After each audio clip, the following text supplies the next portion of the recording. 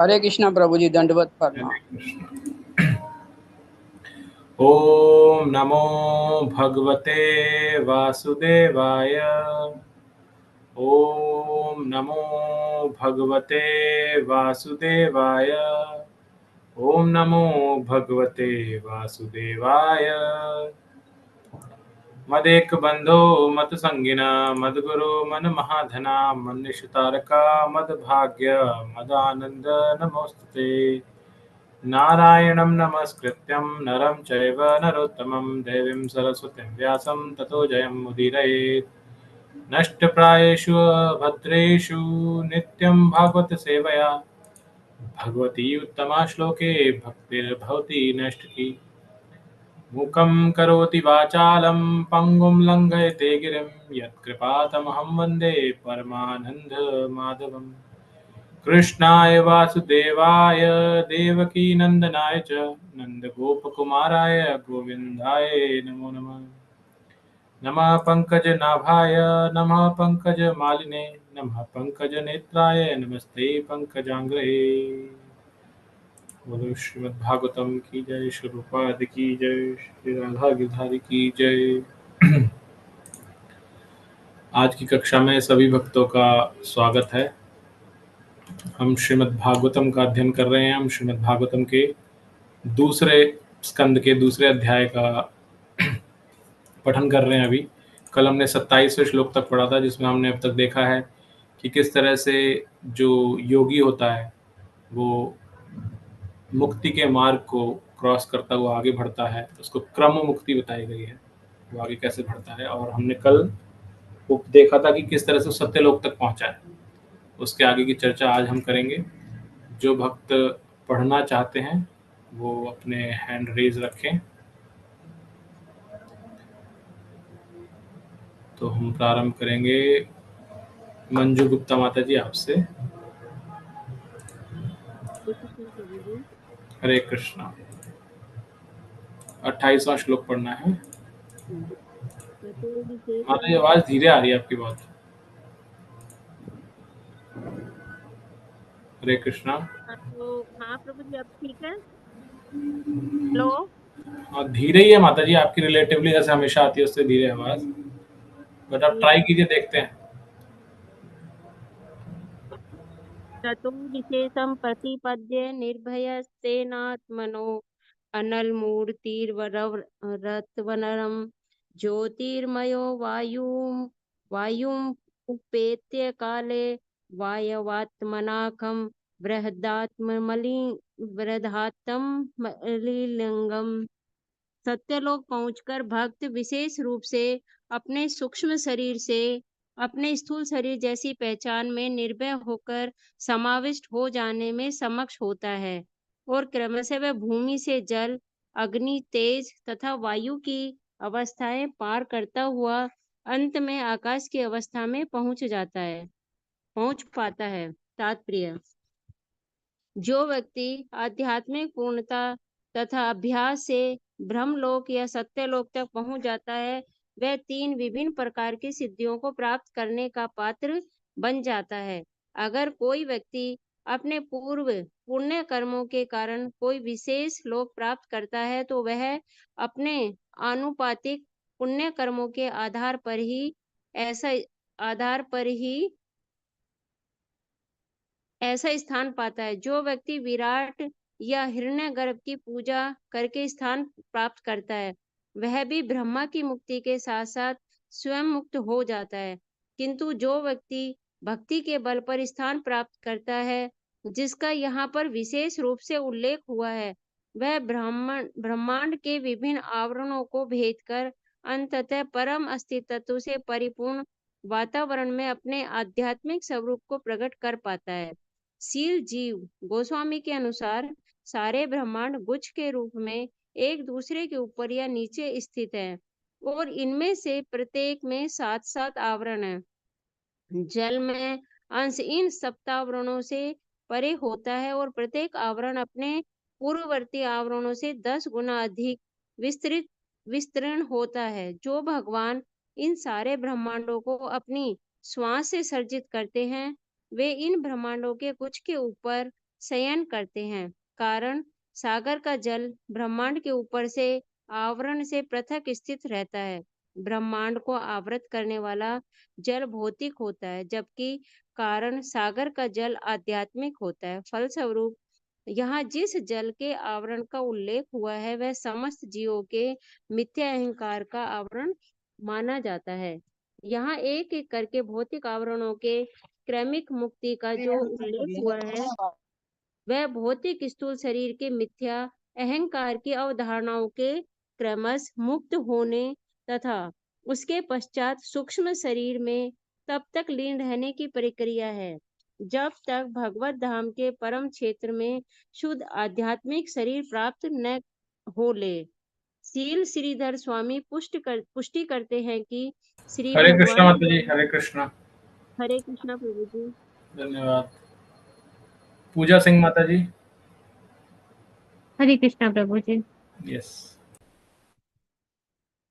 हाँ, श्रीधर स्वामी पुष्टि करते हैं कि भगवान द्वारा संस्कारित किए जाने के बाद प्रकृति का एक अंश महत तत्व कहलाता है। इस महत तत्व का ही एक अंश मिथ्या अहंकार कहलाता है। अहंकार का एक अंश शब्द ध्वनि है और शब्द ध्वनि का एक अंश वायुमंडल की वायु है। इस वायु का एक अंश स्वरूपों में बदल जाता है और इस स्वरूपों में विद्युत या ऊष्मा बनती है। ऊष्मा से पृथ्वी की गंध उत्पन्न होती है तथा इस गंध से स्थूल पृथ्वी उत्पन्न होती है। ये सब मिलकर दृश्य जगत बनाते हैं। दृश्य जगत का विस्तार 4 अरब मील दोनों ओर का व्यास है। तब ब्रह्मांड के आवरणों का शुभारंभ होता है। पहले आवरण का विस्तार 8 करोड़ मील है। इसके पश्चात ब्रह्मांड के आवरण क्रमशः अग्नि, तेज, वायु तथा आकाश के हैं और प्रत्येक अपने पूर्ववर्ती आवरण से 10 गुना विस्तार वाला होता है। भगवान का निर्भीक भक्त इन्हें क्रमशः भेद कर परम वायुमंडल में प्रवेश करता है, जहाँ प्रत्येक वस्तु एक ही आध्यात्मिक सत्ता है। तब भक्त किसी एक वैकुंठ लोक में प्रवेश करता है, जहाँ वह भगवान जैसा ही स्वरूप धारण करके उनकी दिव्य प्रेमा भक्ति में लग जाता है। भक्ति में जीवन की यही सर्वोच्च सिद्धि है। पूर्ण योगी को इससे अधिक कुछ प्राप्त करने की इच्छा नहीं रहती है। श्लोका पढ़ूं? नहीं माता जी, थैंक यू। ओके, हरे हरे कृष्णा। ओके, तो हम इस श्लोक पर चर्चा करेंगे कुछ। अगेन बहुत ज़्यादा इसमें टेक्निकल डेटा दिया हुआ है, तो शायद हमें पूर्ण रूप से तो समझ ना आए, लेकिन कोशिश करते हैं, प्रयास करते हैं। तो पहले तो जो हमने कल चर्चा की थी उस पर शिवा माता जी ने मुझे एक वीडियो भेजा था, जिसको मैंने थोड़ा सुना आज सुबह और मुझे थोड़ा बेटर अंडरस्टैंडिंग आई, तो मैं सोचा आप सबके साथ शेयर करता हूँ उसको। हिज होलीनेस भक्ति आश्रय स्वामी महाराज ने इस श्लोक पे 2 साल पूर्व कुछ चर्चा की थी। तो उन्होंने बताया था, जो हम ये श्लोक पढ़ रहे हैं श्रृंखला, वो बताया था कि सत्यलोक में, पहले तो उन्होंने बताया कि सत्यलोक जो हम कल चर्चा कर रहे थे इस भगवत भौतिक जगत का ही भाग है। तो उन्होंने बताया कि इसको ऐसा मानिए कि स्पेशली बम्बई में जो रहते हैं लोग ज़्यादा कनेक्ट कर पाएंगे, कि जो स्टोरी बिल्डिंग होती है ना, स्टोरी वाली, जिसमें अलग अलग फ्लोर्स रहते हैं, 14 फ्लोर का कोई एक बिल्डिंग है ये, और जो सत्यलोक है वो टॉप फ्लोर है, टेरेस, और बाकी हम जो हैं वो 7वें फ्लोर पे हैं। अभी हमारे से नीचे भी हैं 6 फ्लोर और ऊपर भी हैं, और टॉप फ्लोर पे सत्यलोक है। तो ऐसा, तो आपको उस टेरेस पे जाने के लिए 3 मार्ग हैं जाने के लिए, जिसको सत्यलोक बता गया, वहां जाने के लिए 3 मार्ग हैं। 3 मार्ग में से इस श्लोक को जो हमने अभी पढ़ा तात्पर्य, उसमें आता है कि एक मार्ग तो है कि व्यक्ति, जैसे भगवान ने भगवत गीता के अंदर बताया है 9वें अध्याय का आई थिंक 27वां श्लोक, उसमें भगवान ने बताया जो जिसको ध्याता है वो उस स्थान को प्राप्त करता है। और उसके लिए भगवान यही बताते हैं कि यान्ति देवव्रता, मुझे प्रॉपर श्लोक याद नहीं आ रहा, कि जो देवताओं को ध्याता है वो देवलोक को जाता है, जो भूत पिशाच को ध्याता है वो उनकी योनि में जाता है, और जो पितरों को ध्याता है वो पितरों के लोक में जाता है, और जो मुझे मेरा पूजा पाठ करता है, मेरी भक्ति करता है, वो मेरे पास आता है। तो एक तो इससे पता चला कि अगर कोई ब्रह्मा जी की पूजा करेगा, उन्हीं की सब चीजें करेगा, तो वो मृत्यु के बाद ब्रह्मलोक जाएगा। तो एक टॉप फ्लोर सत्यलोक जाने का मार्ग है ये। दूसरा उन्होंने बताया कि जो यहाँ पर भी आया है कि उसको कर्म करने पड़ेंगे, ऐसे पुण्य कर्म, और उसके लिए भी कहीं से पिछली बार भी किसी ने बताया था कि उसको 100 जन्म लेने पड़ेंगे, और 100 जन्म लेकर के उसको 100 जन्मों में एकदम परफेक्ट जो वर्णाश्रम धर्म है उसका पालन करते हुए, सभी संस्कारों का पालन करते हुए जीवन व्यापन करना होगा। जब ऐसे कर लेगा तब वो क्वालिफाई होगा सत्यलोक पहुंचने का, और वो पहुंच जाएगा सत्यलोक। लेकिन सत्यलोक पहुंचने के बाद भी वो ब्रह्मा जी की पोजीशन के लिए क्वालिफाइड हुआ है, लेकिन वो उसे ब्रह्मा जी की पोजीशन मिलेगी नहीं मिलेगी उसके लिए भी अलग कंपटीशन है फिर, क्योंकि काफी लोग क्वालिफाइड है उस लेवल पे, राइट। तो वो अलग होता है। तो 2 मार्ग हो गए। तीसरा मार्ग वो कहते हैं जो भगवान की भक्ति करता है, जिसके बारे में ये पूरी चर्चा हुई है ना, जो योगी जो हम बोल रहे हैं भगवान के भक्त के बारे में ही है। तो वो इन सबको क्रॉस करता हुआ जाता है। मतलब आप समझिए कि आप 7th फ्लोर पे हैं, तो 7th फ्लोर पे हेलीकॉप्टर आया और वो आपको ले जा रहा है हेलीकॉप्टर में बैठा के, तो आपको जब ऊपर उड़ेगा तो सारी दिखेंगे कि मार्ग में क्या क्या आ रहा है। आप रुक नहीं रहे हैं वहां पर। जो बाकी के मार्ग जो 2 पहले बताए हैं, जिसमें पुण्य कर्म किए या ब्रह्मा जी की भक्ति करी, उनको ध्याया, तो आप टेरेस फ्लोर पे जाके रुक जाएंगे वहां पर जाकर के। लेकिन भगवान की भक्ति करने से आपका हेलीकॉप्टर उड़ेगा तो आप सिर्फ देखते जाएंगे कि ये फ्लोर जा रहे हैं। और यही यहाँ पर हमने तात्पर्य में पढ़ा कि वो जो भगवान का भक्त है वो इन सबको भेद करके, इन सारे आवरणों को भेद करके परम वायुमंडल में चला जाता है। तो इस तरह से उन्होंने इसके बारे में समझाया। पूरा लेक्चर नहीं सुना उनका, ये थोड़ा ही सुना था, तो उससे इतनी अंडरस्टैंडिंग आई थी जो मैं शेयर कर पाया आप सबके साथ। तो एक तो ये यहाँ बताया गया। उसके अलावा यहाँ पर एक और इंटरेस्टिंग चीज ये आई है कि जो ये सारे ब्रह्मांड हैं वो एक दूसरे के ऊपर हैं। मतलब वो ऐसी बिल्डिंग है राउंड शेप में, जैसे कल प्रभु जी ने बताया था कोकोनट की तरह, एक के ऊपर एक कोकोनट्स रखे हुए हैं, और वो बड़े होते जा रहे हैं धीरे धीरे, और उनका जो आवरण है वो और बड़ा होता जा रहा है, और ये सब आवरणों को क्रॉस करके जाना पड़ता है। और इन सब में जो जल है, ये सब जल जो है उसको कारणव सागर बोला गया है, जो कि भगवान का जो महाविष्णु अवतार है उसमें विराज रहे हैं वो, और इसको कारणो दक्षाय विष्णु भी कहा जाता है।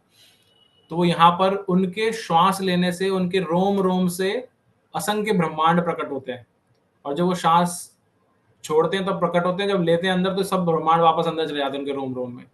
और इसी तरह से जो सृजन होता है जगत का वो होता रहता है बार बार, और बार बार लुप्त होता रहता है, यानी कि भगवान के श्वास के साथ अंदर बाहर होता रहता है। तो ये हमने यहाँ पे पढ़ा। दूसरा एक बहुत इंपॉर्टेंट आया, भगवान 7वें अध्याय के अंदर आई थिंक 4th श्लोक में भगवान बताते हैं कि कैसे 8 चीजें जो हैं ये भगवान की अपरा शक्ति है, यानी कि भगवान की बहिरंगा शक्ति, अपरा शक्ति जिसको बताया गया। और वो क्या है 8 चीजें? भूमि, भूमिर अपो नलो अनलो वायु, खम्म मन्नो बुद्धिरेव च, अहंकार। तो ये 8 हो जाते हैं। 5 क्या है? 5 तो जिनको हम जानते हैं, जो हमारे, जिसको हम स्थिर जो हमारा स्थूल शरीर है उसका कंस्ट्रक्ट जो है, यानी कि पृथ्वी, जल, अग्नि, वायु, और जिसको हम बोलते हैं, क्या बोलते हैं इसको, ईथर, यानी कि हिंदी में आकाश। आकाश आकाश। आकाश। तो ये है, और उसके ऊपर आता है मन, बुद्धि, और फिर अहंकार। तो हमारे आचार्य बताते हैं ये टोटल 8 चीजें हैं, और इनके बाद जाके आत्मा आती है। मतलब अगर हम इसका कोई डायग्राम बनाए ऐसा, तो सबसे पहले पड़ेगा पृथ्वी तत्व, पृथ्वी के ऊपर जल, जल के ऊपर अग्नि, अग्नि के ऊपर वायु, और फिर आकाश, और फिर मन, बुद्धि और अहंकार, और अंत में आत्मा। तो जो हमारा आत्मा के ऊपर सबसे पहला आवरण होता है वो अहंकार का होता है, मिथ्या अहंकार का, जो यहाँ पर तात्पर्य में बताया गया है, राइट। लेकिन इनकी सूक्ष्मताएं अलग अलग हैं। जितना आत्मा के नजदीक होता है कोई चीज वो उतना ज्यादा सूक्ष्म है, और जितना आप दूर जाते जाएंगे उसकी सूक्ष्मता स्थूलता में बदलती जाएगी। या उल्टा समझिए कि जब आप दूर, जो सबसे बाहरी चीज है वो स्थूल है, और उससे अंदर आते आते वो सूक्ष्म होती जाती है। कैसे? जैसे यहाँ बताया गया, यहाँ पे उल्टा बताया गया, अंदर से बाहर बताया गया। आत्मा के नजदीक क्या बताया था मैंने? मिथ्या अहंकार। मिथ्या अहंकार का एक अंश से क्या बना, यहाँ बताया कि उससे शब्द ध्वनि बनी, तो क्या बना? आकाश तत्व का निर्माण हुआ। सॉरी, इससे पहले जो मैंने आपको बताया मन और बुद्धि आता है, पहले बुद्धि और मन, और फिर आकाश का निर्माण होता है, आकाश तत्व का। और आकाश तत्व से जब ध्वनि का एक अंश जब जुड़ता है वायुमंडल के साथ में, तो उससे वायु बनती है, जिसका अर्थ है आपका 5 तत्वों में से दूसरा तत्व बना। तो आकाश बना पहले, फिर वायु तत्व बना। अब उसके बाद बताया वायु तत्व का एक अंश बदल कर क्या करता है? ऊष्मा या विद्युत का कार्य करता है। और ऊष्मा और विद्युत क्या है? अग्नि। तो आपको अग्नि मिली। और फिर ऊष्मा का जो एक तत्व है वो मिलकर के आपको बनाता है अब क्या बचा? जल। जल तत्व बनता है, और जल के बाद बनता है अंत में पृथ्वी तत्व। तो इस तरह से ये 8 तत्व सूक्ष्मता वाइज बढ़ते जाते हैं, स्थूल बन जाते हैं, और स्थूल से अंदर की तरफ जाते हैं तो सूक्ष्म बनते जाते हैं, और अंत में सबसे सूक्ष्म आत्मा है। तो ऐसा हमारे आचार्यों ने बताया कि इस तरह से तत्व वर्क करते हैं। बाकी इस श्लोक के अंदर पूरे दृश्य जगत का बताया, ये 8 तत्व मिलकर किस तरह से दृश्य जगत का निर्माण करते हैं, और उसकी क्या पूरी डायमेंशन है वो दे रखी है।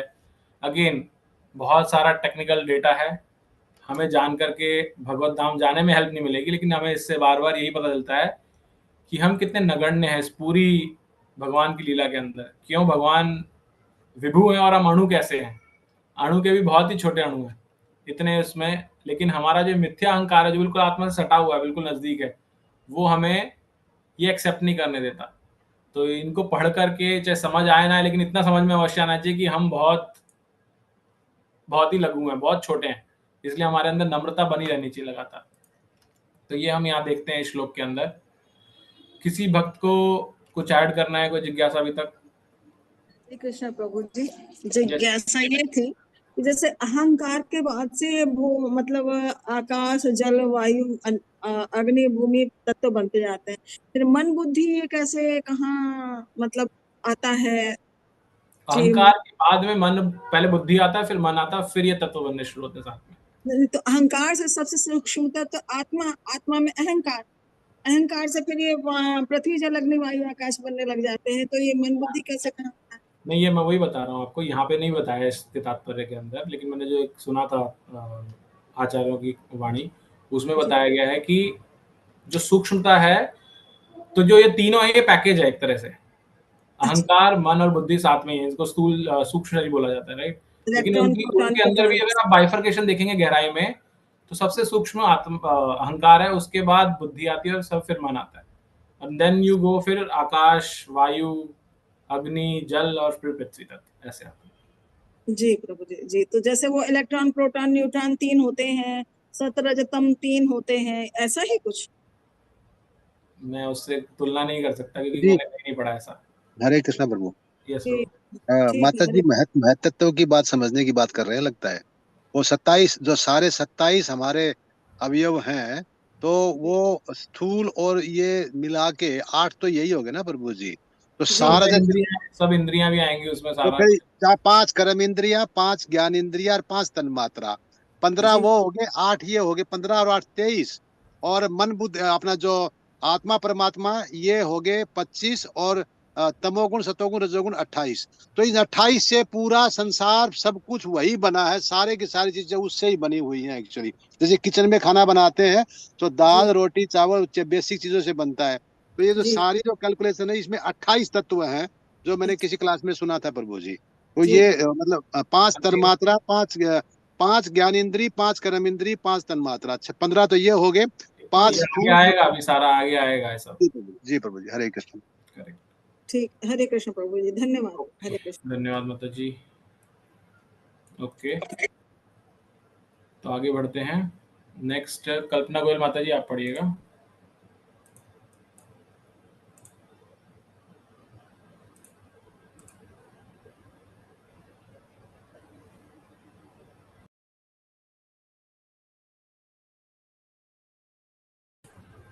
कल्पना गोयल माता जी, आप म्यूट है अगर आप बोल रहे हैं तो।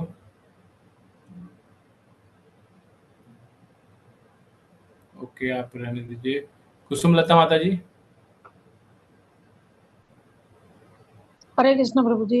हरे कृष्ण माता जी। घ्राणेन गंधम रसनेन वै रसम रूपम च दृष्ट्या श्वसनम त्वचाए श्रोत्रेण च उपेत्य नभो गुणत्वम प्राणेन च आकुतिम उपेति योगी।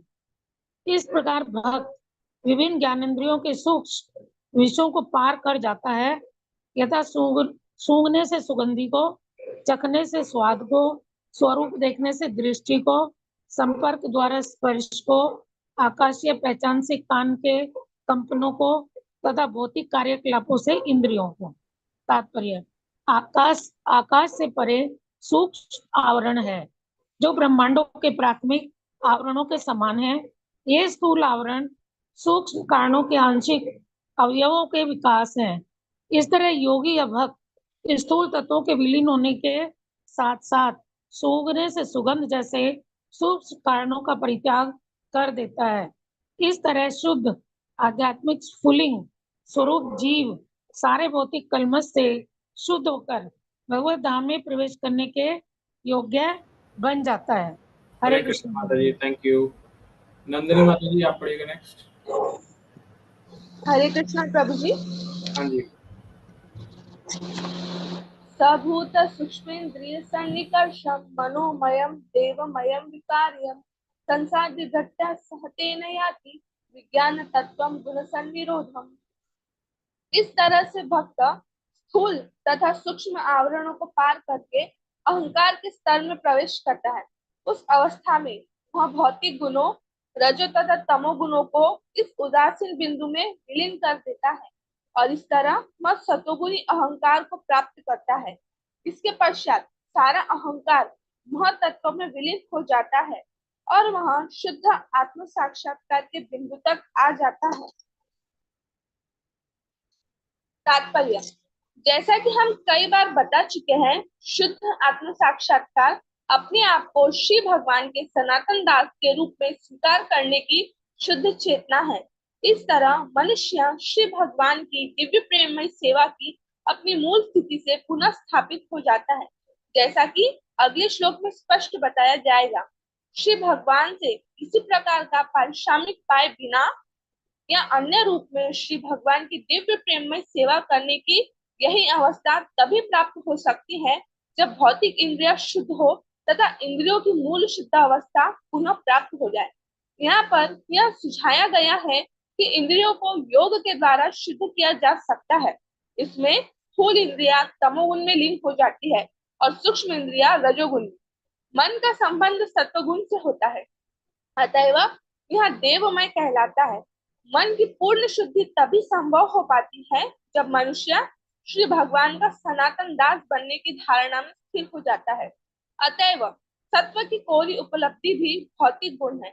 मनुष्य को सत्व की यह भौतिक अवस्था पार करके शुद्ध सत्व या वसुदेव सत्व तक पहुंचना होता है। यह वसुदेव सत्व मनुष्य को भगवत धाम में प्रविष्ट कराने में सहायक होता है। इस प्रसंग में हमें यह भी स्मरण रखना होगा कि भक्तों के द्वारा हरे कृष्ण माता जी। हरे कृष्ण। पंकज बख्शी माता जी। हरे कृष्ण प्रभु। हाँ, पढ़िए। इस प्रसंग में हमें यह भी स्मरण रखना होगा कि भक्तों के द्वारा क्रमिक उत्थान की उपयुक्त विधि यद्यपि प्रामाणिक है किंतु वर्तमान युग के लिए उपयोगी नहीं है, क्योंकि सर्वप्रथम तो लोग योगाभ्यास से ही अनभिज्ञ हैं। व्यावसायिक समर्थकों द्वारा तथा कथित योगाभ्यास भले ही शारीरिक क्रियाओं के लिए लाभप्रद हो, किंतु इतनी छोटी सी सफलता यहाँ पर वर्णित आध्यात्मिक उत्थान की प्राप्ति में सहायक नहीं बन सकती। 5000 वर्ष पूर्व जब मानव समाज का स्तर पूर्ण रूप से वैदिक व्यवस्था के अनुसार था, तब यहाँ पर वर्णित योग विधि प्रत्येक व्यक्ति के लिए सामान्य बात थी, क्योंकि प्रत्येक व्यक्ति को विशेष रूप से ब्राह्मण तथा क्षत्रिय को घर से दूर रहकर ब्रह्मचर्य आश्रम में गुरु के संरक्षण में दिव्य कला में प्रशिक्षित किया जाता था, किंतु आधुनिक मनुष्य इसे ठीक से समझ पाने में अक्षम है। इसीलिए भगवान श्री चैतन्य ने इस युग के भावी भक्तों के लिए इसे निम्नलिखित विधि से अत्यंत सुगम बना दिया है। अंतिम प्राप्त होने वाले फल फल में इसमें कोई अंतर नहीं इससे कोई अंतर नहीं पड़ता। सबसे प्रथम और मुख्य बात तो यह है कि मनुष्य को भक्ति योग की मूल महत्ता को समझना चाहिए। सारे जीव अपने अपने कर्मों तथा कर्म फलों के अनुसार विविध योनियों में विभिन्न प्रकार के बंधनों को भोग रहे हैं, किंतु विभिन्न कार्यों को संपन्न करने के दौरान जो व्यक्ति भक्ति में थोड़ा उन्नत हो जाता है, वह भगवान तथा गुरु की अहेतुकी कृपा से श्री भगवान की सेवा की महत्ता को समझ सकता है। श्री भगवान निष्ठावान व्यक्ति की सहायता गुरु से उसकी भेंट कराकर करते हैं, जो भगवान के ही प्रतिनिधि होते हैं। ऐसे गुरु के उपदेश से मनुष्य को भक्ति योग का बीज प्राप्त होता है। भगवान श्री चैतन्य महाप्रभु की संस्तुति है कि भक्त अपने हृदय में भक्ति का बीज बोए और भगवान के पवित्र नाम तथा महिमा के श्रवण तथा जप द्वारा उसे सींच कर पल्लवित करे। अपराध रहित होकर श्री भगवान के पवित्र नाम के श्रवण तथा जप की यह सरल विधि धीरे धीरे मनुष्य को मोक्ष की अवस्था तक पहुंचा देगी। भगवान के पवित्र नाम जप की 3 अवस्थाएं हैं। पहली अवस्था है भगवान नाम का अपराध के साथ जप करना। दूसरी अवस्था है पवित्र नाम के जप की अभ्यास अवस्था और तीसरी अवस्था है अपराध रहित भगवान नाम। आभास माता जी, आभास जी आभास अवस्था। हाँ, पवित्र नाम की की आभास अवस्था और तीसरी अवस्था है अपराध रहित भगवान नाम का जप। दूसरी अवस्था में ही जो कि अपराध रहित तथा निरपराध के बीच की अवस्था है, मनुष्य स्वतः मोक्ष की अवस्था प्राप्त कर लेता है। इस निरपराध अवस्था में ही मनुष्य वास्तव में भगवत धाम में प्रवेश करता है। यद्यपि शारीरिक रूप से बाह्य दृष्टि से वह भौतिक जगत में रहता हुआ प्रतीत होता है, निरपराध अवस्था प्राप्त करने हेतु उसे निम्नलिखित प्रकार से सतर्क रहना होगा। हरे कृष्ण जब हम हरे कृष्ण। हरे कृष्ण प्रभु जी। उमा तिवारी माता जी। हरे कृष्णा, दंडवत प्रणाम प्रभु जी। प्रणाम माता जी। आप कहाँ से माता जी? माता जी प्रभु जी मैं दिल्ली से हूँ। ओके, आप पहली बार जुड़े हैं आज? नहीं प्रभु जी। अच्छा, जुड़ते हैं। ओके, हाँ, ठीक पहली है। बार नहीं जुड़ी हूँ, मैं जुड़ी हूँ। आपने रीडिंग शायद नहीं की रेगुलरली इतने पहले, इसलिए। हाँ, रीडिंग नहीं करी है। ओके, नो प्रॉब्लम माता जी, पढ़िए। प्रभु जी थोड़ा सा दिख कमरा।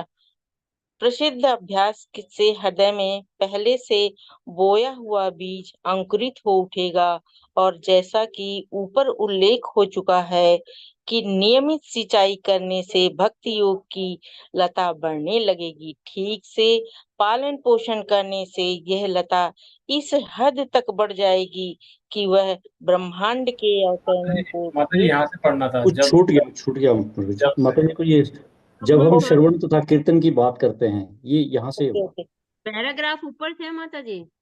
ठीक है, हरे कृष्ण माता जी, दंडवत सॉरी। जब हम श्रवण तथा कीर्तन की बात करते हैं तो हमारा अभिप्राय केवल भगवान के राम कृष्ण नामों के कीर्तन तथा श्रवण या सोहर नामों हरे कृष्ण कृष्ण कृष्ण हरे हरे, हरे राम राम राम हरे हरे क्रमबद्ध कीर्तन से ही नहीं होता, अपितु भक्तों की संगति में रहकर भगवत गीता तथा श्रीमद् भागवतम को पढ़ना और सुनना भी इसमें सम्मिलित रहता है। भक्ति योग के प्रारंभिक अभ्यास से हृदय में पहले से बोया हुआ बीज अंकुरित हो उठेगा और जैसा कि ऊपर उल्लेख हो चुका है कि नियमित सिंचाई करने से भक्ति योग की लता बढ़ने लगेगी। ठीक से पालन पोषण करने से यह लता इस हद तक बढ़ जाएगी कि वह ब्रह्मांड के आवरणों को भेद सके। जैसा कि पिछले श्लोक में सुना है, तेजवान आकाश या ब्रह्म ज्योति तक पहुंच जाएगी और आगे बढ़ती हुई असंख्य वैकुंठ लोकों तक चली जाएगी। इन लोगों के आगे कृष्ण लोक का गोलोक वृंदावन है, जहाँ यह लता प्रविष्ट होकर आदि भगवान श्री कृष्ण के चरण कमलों का आश्रय ग्रहण करती है। जब मनुष्य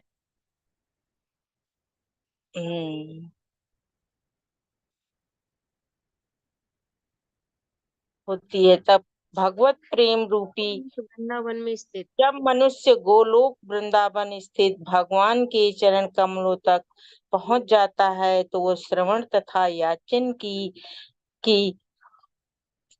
सिंचन विधि तथा पवित्र नाम की कीर्तन विधि फलीभूत होती है और भगवत प्रेम रूपी जो फल लगते हैं वे भक्तों द्वारा स्वाद होते हैं, भले ही वे इस लोक में न रहे होते और भगवत प्रेम रूपी पक्का फल का आस्वादन वे ही भक्त कर पाते हैं जो निरंतर सिंचन कार्यों में लगे रहते हैं। जैसा कि ऊपर कहा जा चुका है, लेकिन इस काम में लोग भक्त को सदैव सचेत रहना चाहिए, जिसकी वह लता जो इतनी बढ़ी हुई है छिन्न भिन्न न हो जाए। अतएव उसे निम्नलिखित बातों का ध्यान रखना होगा। हरे कृष्णा माता जी, हरे धन्यवाद। कृष्णा प्रभु जी, जो भी गलतियां हुई क्षमा करिएगा धन्यवाद मुझे। माता जी, बहुत अच्छा पढ़ा आपने, धन्यवाद। हरे कृष्णा। नेक्स्ट कोमल माता जी।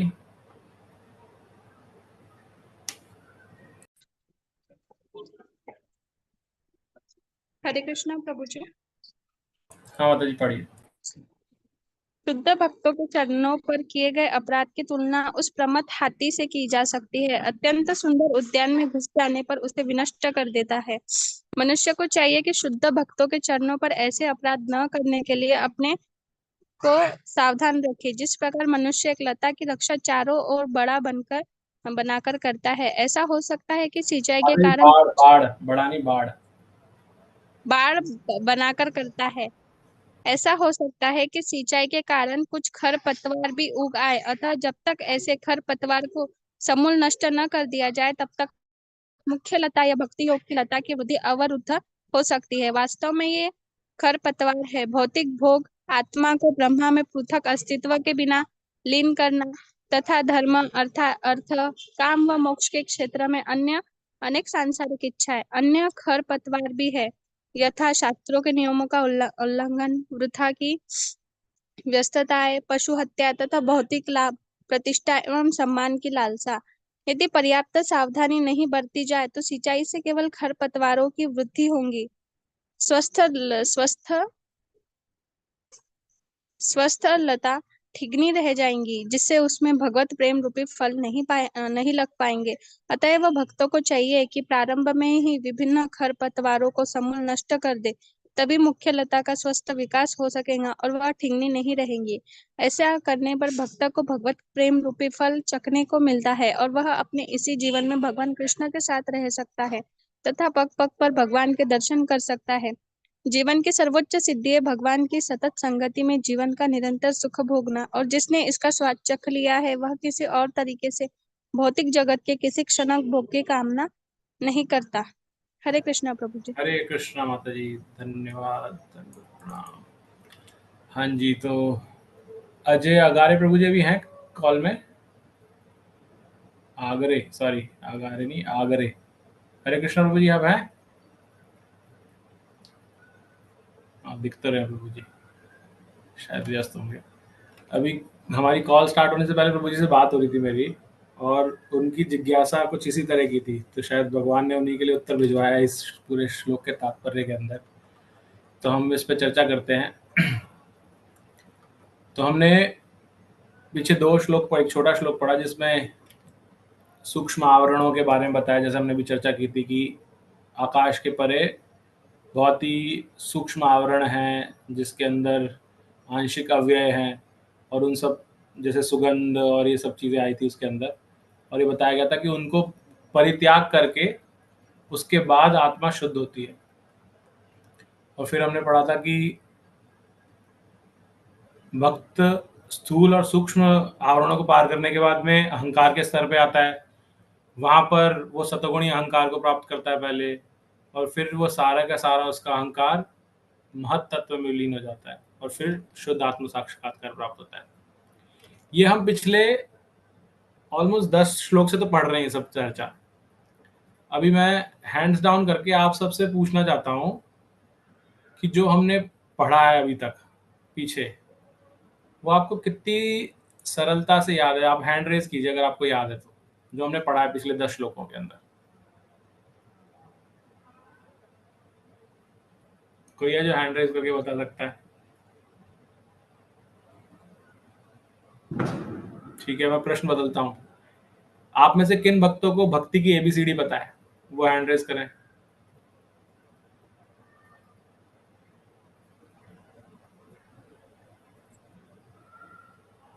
हैंड रेज कीजिए, मतलब उसके अंदर जूम में, मैं वहां देख रहा हूँ, काउंट देख रहा हूँ। तो भक्ति में एबीसीडी होती है, वो सिर्फ 4 लोगों को बता रहे, 5वीं रमानंदी माता जी। हाँ जी। नहीं, मैं पूछ रहा हूँ बस कि कितनों को पता है भक्ति की एबीसीडी? कितने हैंड हुए? 7 हैंड रेस। भक्ति की एबीसीडी सिर्फ 7 लोगों को पता है। मैं ऐसा मान रहा हूँ कि शायद बाकी लोगों को हैंड रेस करना नहीं आता जूम के अंदर। तो आप इससे फर्क देख सकते हैं, हम जो पढ़ रहे हैं पिछले 2-3 दिन से, उसके बारे में हमें कुछ जानकारी नहीं है, लेकिन भक्ति की एबीसीडी के बारे में है। वो ये क्या दर्शा रहा है, जो प्रभुपाद जी स्वयं इस श्लोकों में बता रहे हैं कि ये मार्ग तो है। ऐसा नहीं बोल रहे कि मार्ग नहीं है, जो यहाँ बताया गया कि इस अहंकार को उसमें मिला दो, फिर ये होता है, फिर वो होता है। इतने अलग अलग स्तर हैं, सत्य लोक आता है, फिर ये लोक आता है, महर लोक आता है, सब लोग आते हैं, सत्य है वो। लेकिन ये मार्ग सरल नहीं है, बहुत कॉम्प्लिकेटेड है। इसलिए सरल विधि क्या है? भक्ति। जो यहाँ पूरे इस तात्पर्य के अंदर प्रभुपाद जी ने जिसपे पूरा जोर दिया है कि सबसे पहला इंपॉर्टेंट है कि भक्ति का क्रमिक विकास हो। उसके लिए सबसे पहले आपको एक योग्य गुरु के पास जाना पड़ेगा। गुरु के पास जाकर के आप पे वो हेतु कृपा करेंगे, और फिर आपको, और हेतु कृपा भगवान की ऐसे होती है, और हेतु कृपा होती है कि आपको गुरु से कनेक्ट कराते हैं। चैत्य गुरु जो हमने पहले भी चर्चा की, वो गुरु से कनेक्ट कराते हैं, और वो गुरु से कनेक्ट कराने के बाद गुरु हमें हरे कृष्ण प्रभु जी। एबीसीडी का एसोसिएशन, बुक, कम्युनिटी और डी से क्या होता है पंडित प्रभु जी? कम्युनिटी कहाँ से आ गया माता जी? कम्युनिटी नहीं होता। एसोसिएशन। चर्चा करेंगे अभी, रुक जाइए। हाँ, वही मैं सोच रही थी कि इसके बारे में जान लेती हूँ, अधूरा भ्रमित है। ठीक है। तो यहाँ बताया कि जीव चैत्य गुरु उसको गुरु से मिलाते हैं, और गुरु उसके अंदर भक्ति बीज का उपदेश देते हैं, उसको भक्ति बीज उसके अंदर डालते हैं। और वो जो बीज आ जाता है उसके हृदय के अंदर, उसके हृदय में बीज आने के बाद उसका सिंचन जो है बहुत ही सरल है। सिंचन किस चीज से होता है? जो हमने पहले इस स्कंद के पहले अध्याय के अंदर ही 5वें श्लोक में पढ़ा था। क्या था? सिर्फ आपको श्रवण और कीर्तन करना है, ये 2 चीजें करनी है और कुछ नहीं करना, सिर्फ श्रवण और कीर्तन। वो श्रवण और कीर्तन जो हम एबीसी को साधारण तौर पे एबीसीडी बोलते हैं, उसको फॉर्म करता है। वो ए से एसोसिएशन है, भक्तों का संघ। बी से है भगवत गीता और भागवतम का अध्ययन, बुक्स नहीं है, भगवत गीता और भागवतम है। सी से कम्युनिटी नहीं है, चैंटिंग है, यानी कि जप करना, भगवान का नाम जप करना, भगवान का कीर्तन करना, भगवान के नामों का कीर्तन करना, या भगवान के गुणगान बखानना, जैसे अभी मैं कर रहा हूँ यहाँ पर। तो मैं भी वो कीर्तन कर रहा हूँ अभी इस समय, तो ये भी चैंटिंग का पार्ट आ गया। और डी इज भगवान के धाम या भगवान के विग्रहों की सेवा करना, या भगवान का भोग ग्रहण करना, इसको हम प्रसाद बोलते हैं, उसको ग्रहण करना, तो या डिवोशनल सर्विस करना या सेवा करना। तो ये एबीसीडी का फॉर्म है पूरा। और इसके अंदर जो यहाँ पर बताया गया है कि जब हम श्रवण और कीर्तन करते हैं, श्रवण कर रहे हैं प्रमाणिक वक्ता से, और या फिर हरिनाम का खुद बोल कर रहे हैं, तो ये 2 श्रवण की विधि करते हैं, और जब हम कीर्तन साथ में करते हैं तो हमारी जो भक्ति लता है, जो बीज बोया था, वो अंकुरित होता है, और वो अंकुरित होता होता होता होता वो बड़ा लता बनती जाती है। और वो लता धीरे धीरे धीरे धीरे, क्योंकि उसकी सिंचाई हो रही है नियमित रूप से, किस चीज से सिंचाई हो रही है? सिर्फ दो चीजों से, श्रवण और कीर्तन से उसकी सिंचाई हो रही है। वो धीरे धीरे लता जो हमने अभी पढ़े है ना पूरा मार्ग, उस मार्ग में वो अपने आप ही चलती जाती है ऊपर। आप हैं इस धरातल पे, लेकिन आपकी भक्ति लता अपने आप ही चलती जा रही है, सारे ब्रह्मांडों को पार करती हुई, ब्रह्म ज्योति को पार करती हुई, वैकुंठ में इतने सारे लोग आते हैं उन सबको पार करती हुई, भगवान का जो सबसे परम धाम है गोलोक वृंदावन, वहां पर भी पार उसको भी उसके अंदर घुस जाती है। और घुस करके वो भक्ति लता भी तब तक बढ़ती जाती है जब तक वो जाकर के श्री कृष्ण के चरणों का आश्रय ग्रहण ना करे, और वहां जाकर के वो रुकती है। वो भक्ति लता भी रुकती इन द सेंस वहां पर कनेक्ट हो जाती है, तो उसके अंदर अब कृष्ण प्रेम प्रवाह होने लग गया, और उसके अंदर जो फल लगते हैं वो कृष्ण प्रेम वाले फल लगते हैं सारे। तो आपको यहाँ इस धरातल पे रहते हुए, इस लोक में रहते हुए भी आपको भगवत प्रेम प्राप्त होता है। तो जरूरी नहीं कि आप वहीं जाएंगे तभी आप भगवान का प्रेम प्राप्त कर सकते हैं या भगवान से कनेक्ट हो सकते हैं, आप यहाँ रह करके भी रह सकते हैं। ये भक्ति का प्रोसेस है जो यहाँ पे पूरा बहुत डिटेल में बताया गया है, और ये वही कर सकता है जिसकी लता इतनी निरंतर सींचने से वहां जाके कनेक्ट हुई है। तो निरंतर सींचना यानी कि श्रवण और कीर्तन बहुत आवश्यक है, लेकिन इसके साथ साथ हमें भी बताया गया है कि खाली सींचने के साथ साथ कुछ विशेष बातों का भी ध्यान रखना है। आप ये सोचिए, आपने एक सुंदर उपवन बनाया, बहुत मेहनत करके एक उपवन बनाया। आपने जब उपवन बनाया तो आप उस उपवन का देखभाल करेंगे, क्योंकि अगर आपने एक बगीचा बनाया, गार्डन बनाया जिसमें बहुत अच्छे तरीके से फूल के वृक्ष लगाए हैं और पौधे लगाए हैं, छोटे छोटे पौधे हैं, अभी फलों के लगाए हैं, बहुत सुंदर अच्छे से डिजाइन किया है, लेकिन अगर उसमें कोई पागल हाथी आ गया तो क्या करेगा? वो सारे पूरे आपके बगीचे को, गार्डन को खराब कर देगा। तो यहाँ पर बताया गया है कि हमें शुद्ध भक्तों के चरणों में अपराध नहीं करना चाहिए, क्योंकि अगर आपने अपराध किया, जिसको वैष्णव अपराध बोलते हैं, तो आपने जो कुछ भी ये बगीचा बना रहे हैं, और उस पर विशेष तौर पर उस बगीचे के अंदर से ही, तो इस हृदय के बगीचे से ही तो ये लता जा रही है निकल के। वो लता जो इतनी ऊपर पहुंची है वो टूट सकती है। तो अगर आपने कनेक्शन पहुंचा दिया ऊंचाई तक और नीचे से टूट गई, जैसे पतंग उड़ाते हैं हम, पतंग उड़ाते हैं बहुत दूर चली जाती है, लेकिन अगर कोई यहीं से काट दे, उसका धागा खत्म हो जाए, काट दे, कोई कैंची से काट दे, तो आपकी सारी मेहनत बेकार। तो जब हम इतनी बड़ी हमारी सिंचन करके लता पहुंचती है ऊपर, तो हमें विशेष ध्यान होना देते हैं हम कि हम कोई भी वैष्णव अपराध ना करें, क्योंकि वैष्णव अपराध से वो प्रमथ हाथी के समान है जो पूरे बगीचे को, गार्डन को और आपकी उस लता को भी उजाड़ देगी, तोड़ देगी। तो इसलिए हमें सावधान रखते हुए अपनी उस हाथी से बचाने के लिए क्या करना है? अपनी जो लता है इसके चारों तरफ एक बाड़ बनाना है, जो मैंने आप शब्द बताया था। वो बाड़ बनाने से उसकी रक्षा होगी, और वो रक्षा कौन है? बाड़ कौन है रक्षक? वो है भक्त। जब हम भक्तों के संग में रहते हैं तो वो उस बाड़ की रक्षा करते हैं मिल करके साथ में, जैसे हमने पहले भी इस पे चर्चा की है। तो एक तो वो है। दूसरी चीज, अब आपने सिंचाई कर रहे हैं अच्छे से, आपने उसकी प्रोटेक्शन भी कर दी, लेकिन बेल ही नहीं बढ़ रही है, वो लता बढ़ ही नहीं रही है। अब क्या किया जाए? क्यों नहीं बढ़ रही लता?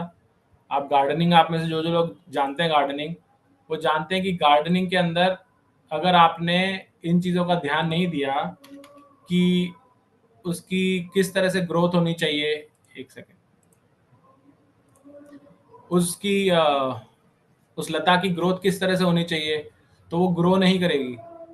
और वो क्या कब होता है? जब उसमें वीड्स आ जाते हैं, जिसको हम हिंदी में खरपतवार बोलते हैं। ऐसे पौधे उस बगीचे में या उस एरिया में लग गए जो कि अवांछित हैं, आपको चाहिए नहीं, लेकिन वो उग गए हैं उसके अंदर, और वो उग करके जो भी आप उसमें सिंचन कर रहे हैं, खाद डाल रहे हैं, वो सारी वो खींच रहे हैं अपने अंदर, और वो बड़े होते जा रहे हैं, और जो आपकी लता है वो उतनी की उतनी है, बढ़ी नहीं रही है वो। तो ऐसे में क्या करते हैं हम? साधारण तौर पर उन जो वीड्स हैं या जो खरपतवार है उनको निकाल देते हैं, ताकि जो भी आप सिंचन कर रहे हैं, खाद डाल रहे हैं, वो आपकी लता पे ही लगे डायरेक्टली। तो सिमिलरली भक्ति लता के अंदर साथ में भी एक खरपतवार आ जाती है। और खरपतवार क्या क्या है, या प्रभुपाद जी ने हमें कुछ बताए हैं उसमें से, जैसे कि भौतिक भोगों में लिप्त रहना, बस मुझे ये मिल जाए, वो मिल जाए, यहाँ तो आता हूँ, 1 घंटे के लिए आती हूँ, यहाँ आता हूँ, लेकिन उसके बाद वापस से उसी दुनिया में चला जाता हूँ या चली जाती हूँ, कि मुझे सब चीज़ चाहिए, मैं भोक्ता बनना चाहता हूँ, मेरे को भोग करना है, मैं ही कंट्रोलर हूँ। वापस उसी दुनिया में जाने का अर्थ है कि हम भौतिक भोग है, तो हम अपने अंदर भक्ति के साथ साथ उन पौधों को भी सिंचन कर रहे हैं, तो हमारी भक्ति की लता बढ़ेगी नहीं, कभी वहीं अटकी रहेगी, छोटी रह जाएगी।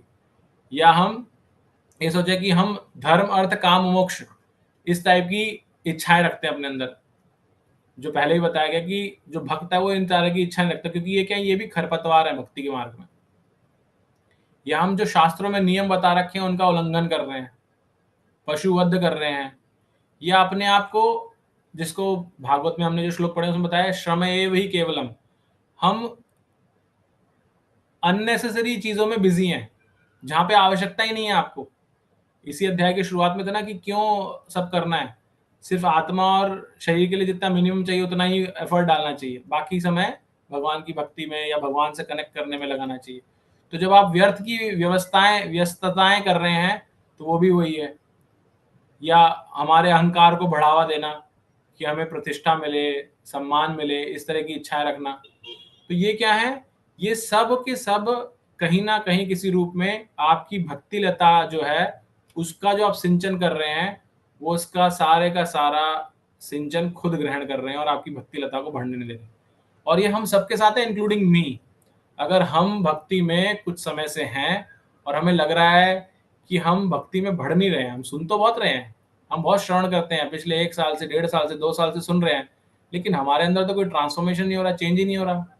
क्यों? वो भक्ति लता हमारे अंदर नहीं है क्या? भक्ति लता है आपके अंदर ही भक्ति लता, लेकिन वो बढ़ क्यों नहीं रही है?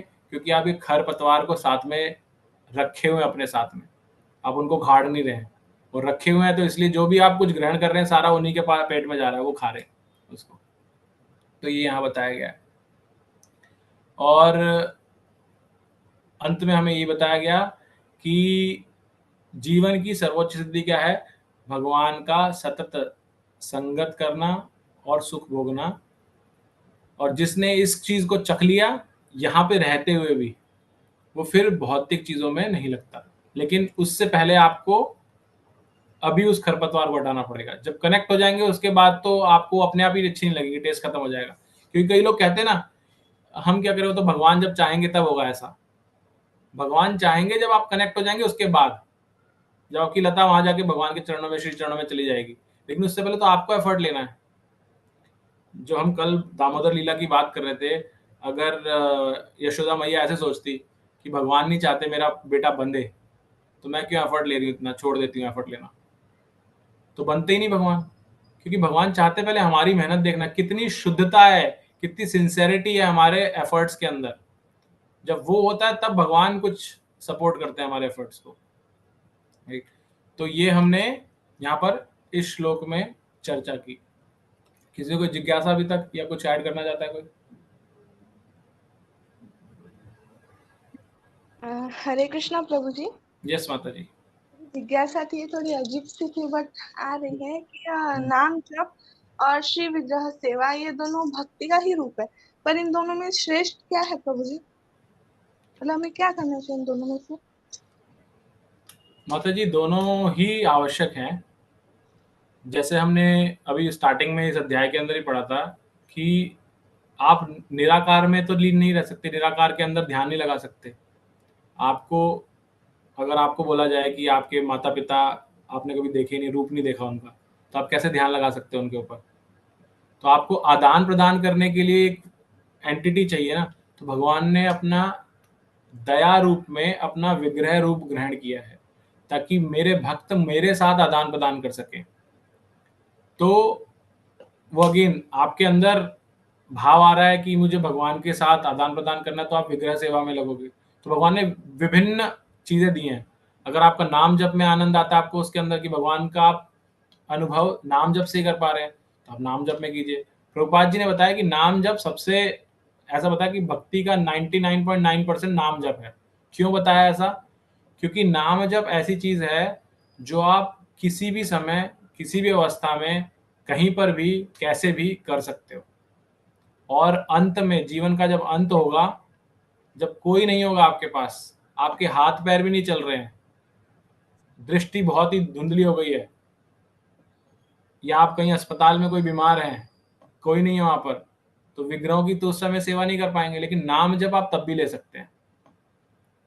आप बूढ़े हो गए, बच्चे ध्यान नहीं दे रहे, तो भी आप नाम जप कर सकते हैं। कोई आस पड़ोस में नहीं है, आप अकेले हैं तो भी नाम जप कर सकते हैं।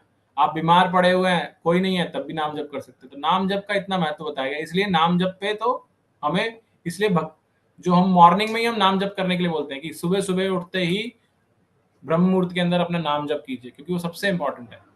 बाकी अंग भी भक्ति के इंपॉर्टेंट है, लेकिन नाम जप है उसके अंदर। इसलिए जो हमारा मॉर्निंग प्रोग्राम है 5 to 9, उसमें हमारा सारा सिंचन हो जाता है। अब मंगल आरती करते हैं, तुलसी आरती करते हैं, प्रभुपाद जी की आरती करते हैं, देन नाम जप करते हैं, फिर श्रृंगार, भगवान का श्रृंगार भी होता है उसमें, फिर श्रृंगार आरती करते हैं, भगवान का दर्शन करते हैं, फिर उसके बाद भागवतम भी होती है, तो आपने भागवतम का भी श्रवण किया, और उसके बाद अपने दैनिक क्रियाओं में लगते हैं। तो लोग सोचते हैं कि हमारे ऑफिस आवर्स जो है वो सबसे इंपॉर्टेंट 9 to 5, बोला जाता है कि 5 to 9 इज मोर इम्पोर्टेंट। जब 5 to 9 अच्छा होगा तो 9 to 5 अपने आप अच्छा हो जाएगा। ठीक है माता जी? प्रभु जी, हरे कृष्ण। हरे कृष्ण। ओके, और किसी की कोई जिज्ञासा है, कुछ ऐड करना है किसी को? हरे कृष्ण प्रभु जी। यस माता जी, हरे कृष्णा। प्रभु जी, 16 माला हो रही है, लेकिन क्या दीक्षा लेना कंपलसरी है? मतलब उसके बिना हमारा जो जप है वो पहुंचेगा प्रभु तक या नहीं, ईश्वर तक? दीक्षा लेना इम्पोर्टेंट है, बट उसको फोर्सफुली मत लीजिए। जब तक अंतःकरण से ना आए कि मैं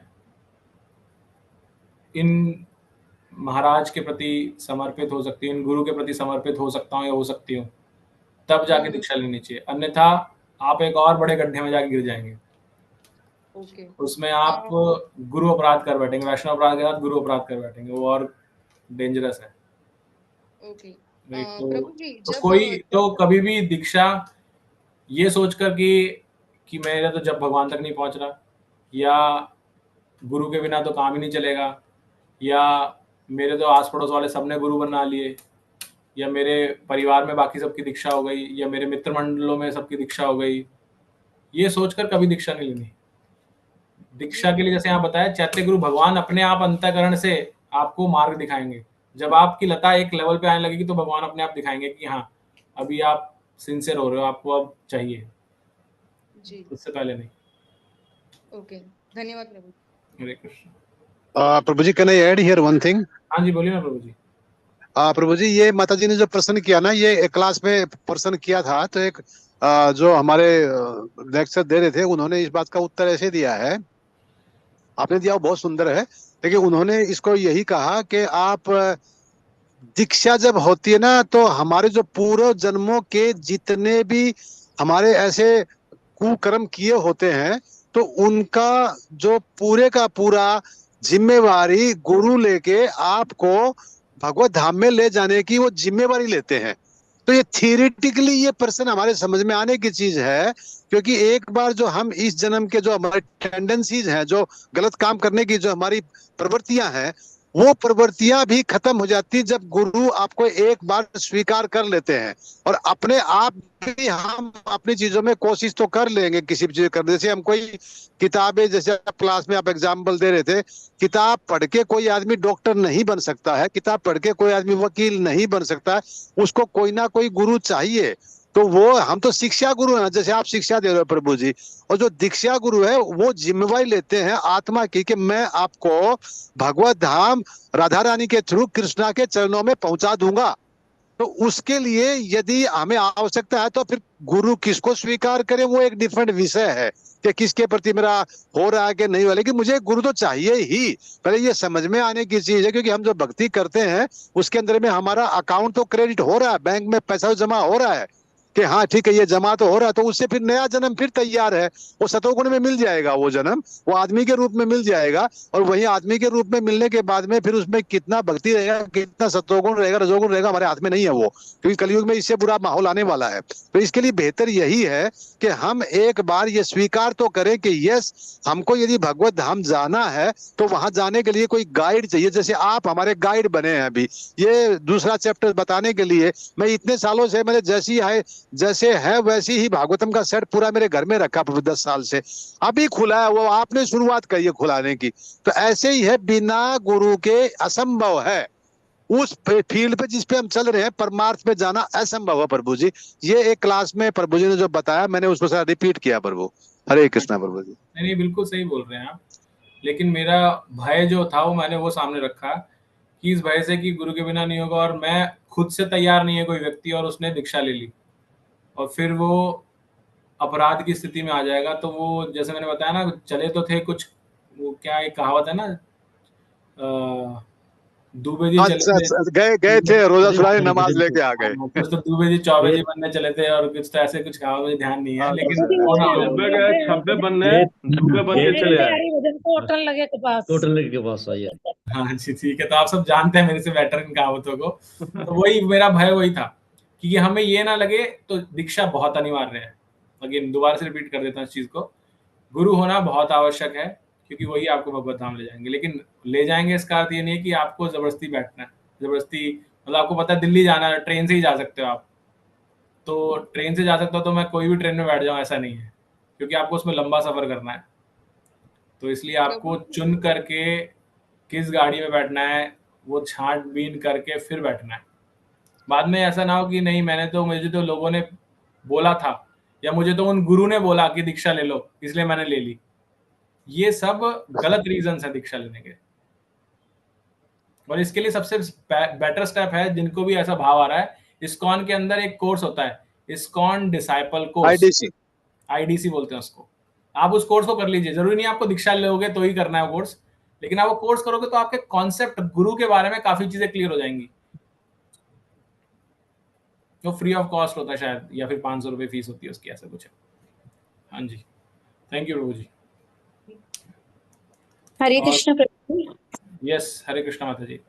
प्रभु जी, जैसे आपने सबसे पहली लाइन बताई हमें कि अभी शुद्ध भक्तों के चरणों पर किए गए अपराध के बारे में आप बता रहे थे, तो वो जैसे स्पष्ट है कि हमें मतलब अपने शिक्षा गुरु दीक्षा गुरु के प्रति हमेशा सचेत रहना चाहिए अपराध के लिए। मतलब जो भी हमें वो बताते हैं वाणी द्वारा शास्त्रों के द्वारा हमें उन्हें उनका अक्षरशः पालन करना है। लेकिन एक डाउट आता है प्रभु जी, जैसे मंदिर में टेम्पल में सेवा कर रहे हैं और हमारे साथ बहुत सारे भक्तगण हैं आपस में सेवा करने के लिए, तो कभी ना कोई स्थिति ऐसी बन जाती है प्रभु जी की कहीं पे तालमेल नहीं बैठ पाता किसी कारणवश। तो ऐसी वाली स्थिति में अपने मन को किस तरह समझाएं कि हम अपराधों से बचें और भगवान की सेवा अपराध रहित होकर के हम करते रहें। बहुत अच्छा प्रश्न है। ये प्रश्न भी ऐसा है जो बहुत जगह किया जाता है। जो भक्त भक्ति में प्रगति करने लगते हैं उनके मन में प्रश्न आता ही आता है हमेशा, क्योंकि मैंने जैसे पहले ही बताया है, जब हम थोड़ा दूसरा तरह का एग्जांपल है ये, जब हम बरसात के समय जैसे बम्बई और इस भाग में बारिश वगैरह हो रही है, तो जब हम बाहर निकलते और हमारे कपड़े गंदे हो गए एक बार, तो आप गंदगी में पानी में छप छप करके भी जा रहे हैं तो कोई फर्क नहीं पड़ रहा क्योंकि गंदे हो चुके हैं। लेकिन अगर आप एकदम प्योर व्हाइट कपड़ों में निकलेंगे तो आप बहुत सोच सोच के पैर निकाल के चलते हैं कि कहाँ, कोई ऐसा तो नहीं कोई पीछे से आ रहा है, देखेंगे आगे पीछे, कहीं कोई गाड़ी आ जाए, छींटा पड़ जाए मुझे। तो वो सचेतता आपका बढ़ जाती है जब आपके व्हाइट कपड़े हैं। अन्यथा आप नॉर्मल चल रहे हैं, ठीक है घर जा रहा हूँ, और ऑफिस जा रहे हैं तो वापसी आ रहे हैं तो आपका थोड़ा और मूड हो जाता है कि चलो घर जा रहे हैं अब तो, राइट।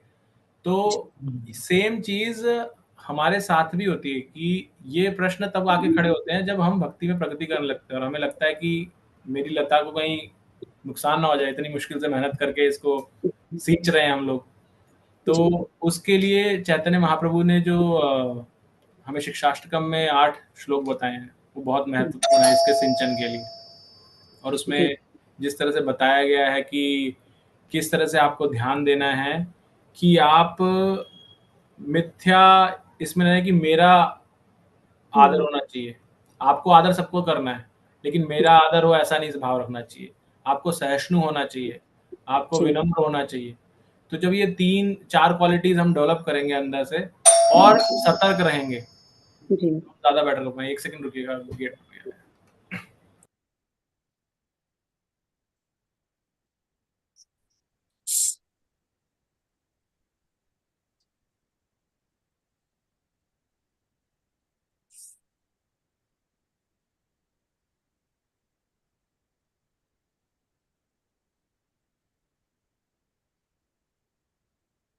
हरे कृष्णा।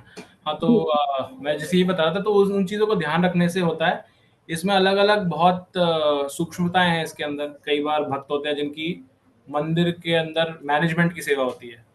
अब फेस्टिवल है, आपको क्यू बनवानी है, सबकी लाइन से आए सब, तो वहाँ पे भी अपराध हो सकता है। तो इसमें भी आचार्य बताते हैं, हमारे वरिष्ठ जो भक्तगण हैं वो बताते हैं कि अगर आपको मंदिर ने सेवा दी है जी तो भी आपको सतर्कता के साथ करना है, लेकिन अगर आप उस समय जो कर रहे हैं तो फिर वो अपराध में काउंट नहीं होगा।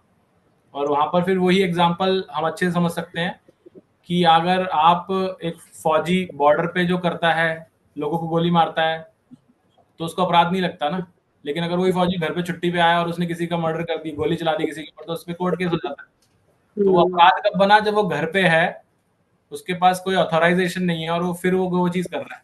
लेकिन अगर उसको एक ऑथराइजेशन मिल गया कि हाँ तुम जाके लड़ो, तो फिर लड़ रहा है, तो फिर वो उसकी सेवा है, वो अपराध नहीं है वहाँ। जी प्रभु जी, ठीक है, थैंक यू प्रभु जी। हरे कृष्ण। माता जी।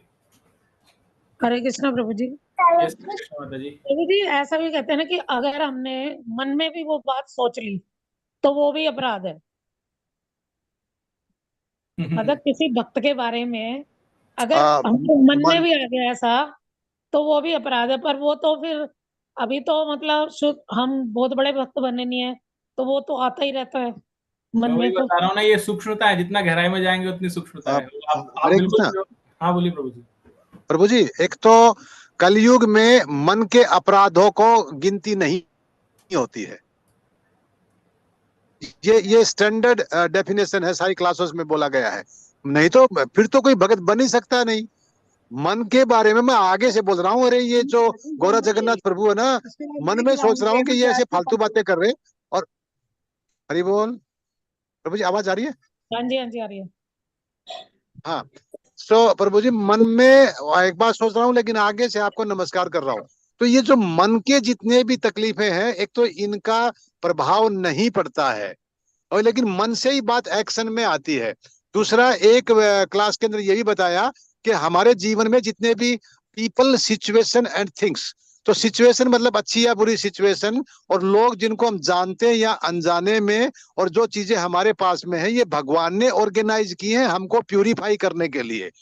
तो जो ही हम ऐसे लोगों के साथ में हमने साथ में कार्य करना पड़ता है, तो ये अरेंजमेंट भगवान का है, और उनके पीछे उनका एक ही मकसद होता है, ताकि हम अपने आप को प्यूरिफाई कर लें और हम ममेती के चक्कर से छूट जाएं। उसका एक ही मतलब है, और उन चीजों को सहना है। बिकॉज तनादपि सुनिचना तरोरपि सहिष्णुना का जो विषय है, तनादपि तरोरपि सहिष्णुना अमाय ना मान देना कीर्तनीय सदा हरि, वो उन चीजों को सोच के ही तभी ये चीजें क्लियर हो पाएंगी। अदरवाइज तो ये झगड़ा चलता ही रहेगा। कभी घर में चलेगा, कभी फिर ये ऑफिस में चलेगा, कभी ट्रेन में चलेगा, कभी बस में चलेगा, चलता ही रहेगा। तो इसका यही है कि ये जितने लोग, और 140 करोड़ लोगों में से कुछ ही लोग हमारे रिलेटिव बनते हैं, कुछ ही लोग मंदिर में आके हम जी सेवा करते हैं उनके साथ में।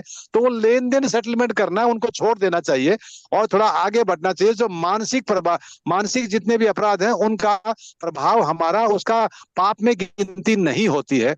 ऐसा मतलब कंक्लूजन कई क्लासेस में सुना है, तो मैं सोचा कि इसको आपको बता दूं। माता जी हरे कृष्णा प्रभु।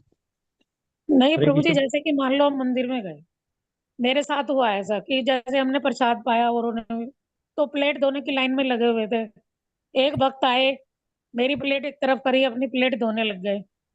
तो मेरे मन में एकदम आ गया कि वैसे तो ये मतलब भक्त है और यहाँ इतना वो सिखाते हैं, और ये देखो मतलब मेरी प्लेट एक तरफ करके अपनी धोने लगे।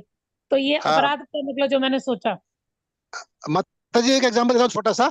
एक दिन मैंने प्रभु जी एक डिवोटी को हरे कृष्णा बोला, उसने मुझे रेस्पॉन्ड नहीं किया। तो मेरे को बहुत बुरा लग गया कि मैंने इसको हरे कृष्णा बोला, इसने मुझे रेस्पॉन्ड नहीं किया। तो मैं जाके उधर कोने में बैठ गया। तो मैंने किसी को पूछा बाद में, अरे इस डिवोटी ने ना, मैंने इसको हरे कृष्णा बोला, इसने रेस्पॉन्ड नहीं किया। तो उसने बताया उसकी मदर एक्सपायर हो गई है सुबह। तो एक्चुअली क्या होता है कि लोगों की अलग अलग मनस्थिति होती है। जो आपसे पहले जाके प्लेट धो रहा है ना, उसकी कोई ना कोई एंजाइटी या कोई सेवा, कुछ ना कुछ तो। ठीक है प्रभु जी, लेकिन मेरे मन में जो आया कि भाई ये गलत काम कर रहे हैं, तो मेरे को आपका मन का विचार, मन की गिनती नहीं होती माता जी, मन की गिनती नहीं होती है, मन के अपराधों की गिनती नहीं होती है।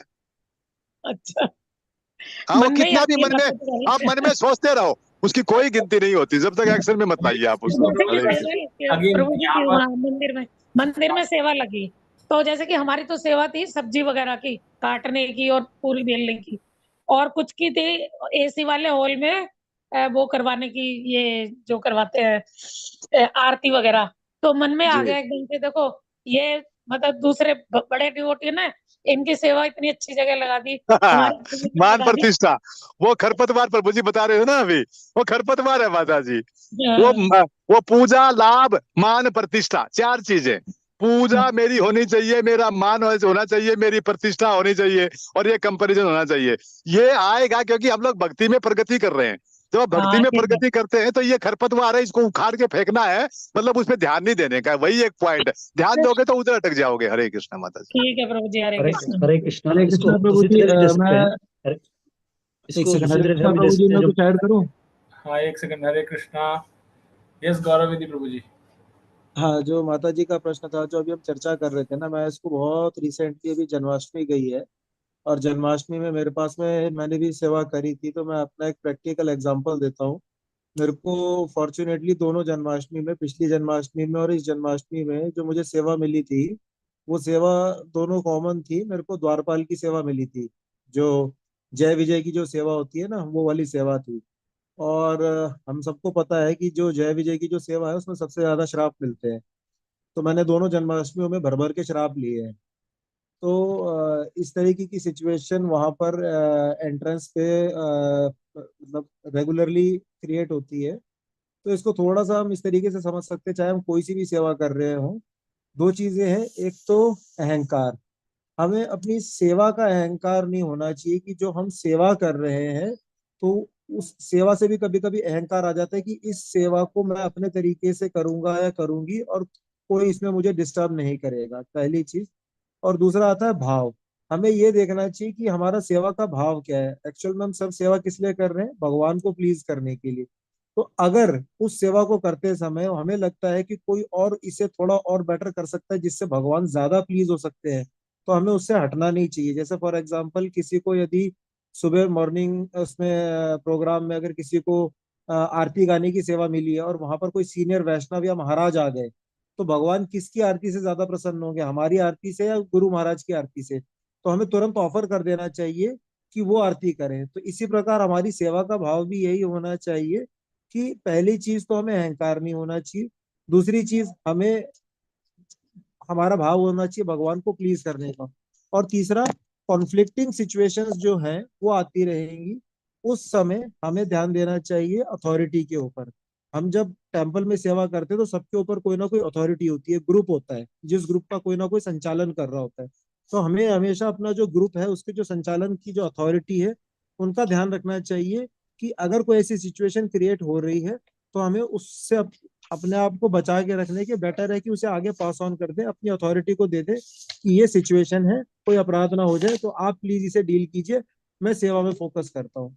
तो ये कुछ ऐसी प्रैक्टिकल चीजें प्रभु जी जो हमने जन्माष्टमी की सेवा के टाइम पे फॉलो करी थी। हरे कृष्ण। यस, जो आपने बताया ये वैसे ही है जैसे मैंने बॉर्डर का एग्जांपल दिया। बॉर्डर पे तो बहुत सारे लोग गए हैं, लेकिन उसमें से अलग अलग लेवल है उसमें भी, राइट।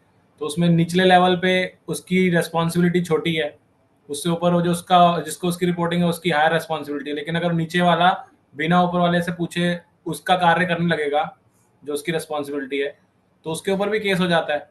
वो तो आर्मी में होते हुए भी उनका कोर्ट मार्शल और इस तरह की चीज़ें होती हैं। तो क्यों होती है? तो सेम हमारी सेवा के अंदर भी जो हमें बताई गई है हमें वो सेवा करना, लेकिन अगर हमारा कन्फ्लिक्ट आ रहा है तो वो डिसीजन खुद से लेने के बजाय ऊपर एस्केलेट करना चाहिए, क्योंकि वो रिस्पॉन्सिबिलिटी ऊपर वाले सेवक की है। और दूसरी चीज जो हम मन की बात कर रहे थे यहाँ पर, अगेन ध्यान या देना, जैसे मैंने अभी गुरु के लिए बताया ना, ध्यान या देना है, मन से अपराध नहीं होता। इसका अर्थ ये नहीं कि मन में सोचते रहो सब चीजें, क्योंकि दो कारण है। एक तो प्रभु जी ने बताया ही है, वो खरपतवार मन में उपजती रहेंगी। आप करें मन से तो कुछ नहीं हो रहा, ठीक है, उसने ऐसा किया, उसने ये किया, उसने मेरे पे ध्यान नहीं दिया, मैंने ये बोला उसने नहीं सुना, उसने ये नहीं किया, ये सब चलता रहेगा। तो वो आपका भक्ति में खरपतवार का कार्य कर रहा है। चाहे उससे अपराध नहीं हो रहा, लेकिन वो खरपतवार तो है ना, तो आपकी भक्ति लता नहीं बढ़ेगी। दूसरी चीज, जो बार बार मन में हम सोचते हैं वो कभी ना कभी आपके एक्शन में बन जाता है, तो अपराध होने की बहुत ज्यादा चांसेस हैं उसके। तो इसलिए जो मन में आ रहा है उसको पालिए मत। जो प्रभु जी ने लास्ट में बोला उसको इग्नोर कीजिए। आया एक बार विचार तो ये मत सोचिए पाप तो नहीं हो गया, ठीक है, आया, छोड़ दो उस विचार को, निकाल दो उसको, ठीक है, ओके। तो समय बहुत एक पॉइंट और ऐड करता हूं छोटा सा। ये कई अभी जन्माष्टमी हुई है ना, तो ऐसे आ रहा है, जो भी हम लोग जैसे गेट पे प्रभु जी ने एग्जाम्पल दिया, वो द्वारपाल की सर्विस कर रहे हैं, एक सिंपल सी बात है, जो भी मंदिर में आ रहा है वो कृष्णा का गेस्ट है, मैं उसका सर्वेंट हूँ कृष्णा का। सीधी सी बात है, गेस्ट से कैसे बातें करनी चाहिए और कैसे व्यवहार करना चाहिए, वही एक चीज है जो समझ में आने की बात है प्रभु जी। या मेरी बहन की शादी है तो सारे बाराती है प्रभु जी, वो कोई दारू वारू पी के आ गया तो उसको कैसे संभालना, वो उस तरीके से संभालने का विषय है एक्चुअली, उसमें कुछ अहंकार बिंकार का विषय है ही नहीं। सिंपल सी बात यही समझना कि मैं तो नौकर हूँ भाई, नहीं इधर गेट पे खड़ा हूँ, किसी ने सर्विस दी है, खड़ा क्यों कि कृष्णा मेरा बॉस है, बॉस से कोई दूसरा बॉस मिलने आ रहा है तो मेरा एक ही काम है नमस्ते बोल के हाँ सर बताना, ऐसा ही करना है। तो ये किसी ने एग्जाम्पल दिया, मैं उसको प्रैक्टिकल लेवल पे समझ के मैंने सोच लिया कि इसको इस तरीके से हम एक्चुअल में जब वो सेवा रहती है ना तो ये चल नहीं पाता है, जैसा आप बता रहे थे। सुनता I know but at least I should know कि मुझे गर्मी लग रही है, मूड यही रखना चाहिए बात में। फतेह प्रभु जी। हरे कृष्ण प्रभु जी।